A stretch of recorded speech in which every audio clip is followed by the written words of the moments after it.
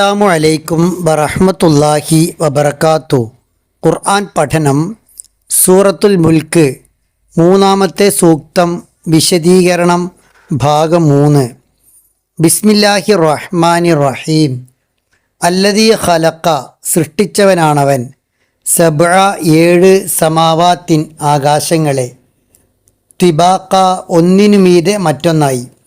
മാതറ നിനക്കു കാണാൻ കഴിയില്ല ഫി ഖൽഖിർ റഹ്മാൻ പരമകാരുണികൻ്റെ സൃഷ്ടിപ്പിൽ, മിൻ തഫാവുത്ത് ഒരു ഏറ്റക്കുറവും, ഫർജിഅ് നീ തിരിച്ചു കൊണ്ടുവരിക, അൽ ബസ്വർ നിൻ്റെ ദൃഷ്ടിയെ, ഹൽ തറ നീ കാണുന്നുണ്ടോ, മിൻ ഫുതൂർ വല്ല വിടവും. ആകാശങ്ങളെ തിബാഖ തട്ടുകളായാണ് തിരിച്ചത് എന്നാണ് ഖുർആൻ ഇവിടെ പറയുന്നത്. ത്വബഖ തിബാഖ് ലെയേഴ്സിനാണ് ഈ വാക്ക് ഉപയോഗിക്കുക. അതായത് ആകാശങ്ങൾ ക്രമരഹിതമായ ഒന്നല്ല, മറിച്ച് കൃത്യമായി ഒന്നിനു മുകളിൽ മറ്റൊന്ന് എന്ന ക്രമത്തിൽ അള്ളാഹു അടുക്കി വച്ചവയാണ്. ആകാശത്തെ ഭൂമിയുടെ സുരക്ഷിതമായ മേൽക്കൂരയായി ഖുർആൻ പറയുന്നുണ്ട്. ഈ മേൽക്കൂര തട്ടുതട്ടായാണ് ഉള്ളത് എന്നാണ് ഇവിടെ ഖുർആൻ വിശദീകരിക്കുന്നത്. ആകാശങ്ങളുടെ ഔന്നത്യത്തെയും വിശാലതയെയും മുൻനിർത്തിയാണ് തിബാഖൻ എന്നതിന് ഒന്നിനു മുകളിൽ മറ്റൊന്നായി നിൽക്കുന്നത് എന്ന് പറയുന്നത്.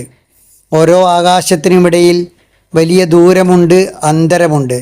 നഗ്നനേത്രങ്ങൾ കൊണ്ട് നാം കാണുന്ന ആകാശം ഒന്നാം ആകാശം മാത്രമാണെന്നും മറ്റുള്ളവ അവക്ക് മുകളിലാണെന്നും തഫ്സീറുകളിൽ നമുക്ക് കാണാൻ കഴിയും. ആ തറ നിനക്ക് കാണാൻ കഴിയില്ല ഫി ഖൽഖിർ റഹ്മാൻ റഹ്മാൻ്റെ സൃഷ്ടിപ്പിൽ, മിൻ തഫാവുത്ത് ഒരു അപാകതയും ഏറ്റവ്യത്യാസവുമെന്ന് ഖുർആൻ ഇവിടെ വ്യക്തമാക്കുന്നുണ്ട്. ആകാശത്തിൻ്റെ സൃഷ്ടിപ്പിൽ വൈരുദ്ധ്യങ്ങളോ തുളകളോ വിടവുകളോ വിള്ളലുകളോ ഇല്ല എന്നത് അള്ളാഹുവിൻ്റെ മുൽക്ക് അധികാരം എത്രമേൽ പൂർണ്ണമാണ് എന്നതിന് തെളിവാണ്. ആകാശഗോളങ്ങളുടെ ഓർബിറ്റ്, ഭ്രമണപഥം, അവയുടെ കൃത്യമായ ചലനം എല്ലാം അള്ളാഹുവിൻ്റെ സൃഷ്ടിപ്പിൻ്റെ പൂർണ്ണതയുടെ നിദർശനമാണ്. ഒരു കെട്ടിടം പണിയുമ്പോൾ അതിലെ കല്ലുകൾക്കിടയിൽ വിടവുണ്ടാകാൻ സാധ്യതയുണ്ട്. എന്നാൽ അള്ളാഹു പണിത ഈ ആകാശക്കൂരയിൽ കോടിക്കണക്കിന് വർഷങ്ങൾ കഴിഞ്ഞിട്ടും ഒരു വിള്ളലും തേയ്മാനവും സംഭവിച്ചിട്ടില്ല എന്നത് ചിന്തിക്കുന്നവർക്ക് വലിയ ദൃഷ്ടാന്തമാണ്. ഫർജിഇൽ ബസ്വറ ഹൽ തറ മിൻ ഫുതൂർ.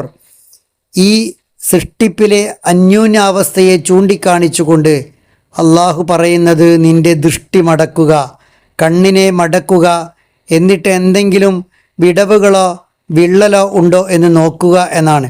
വെറും നോട്ടത്തെക്കുറിച്ചല്ല, ആഴത്തിൽ ചിന്തിച്ച് പഠിക്കുന്നതിനെക്കുറിച്ചാണ് ഖുർആൻ ഇവിടെ നോട്ടം എന്ന് പറയുന്നത്.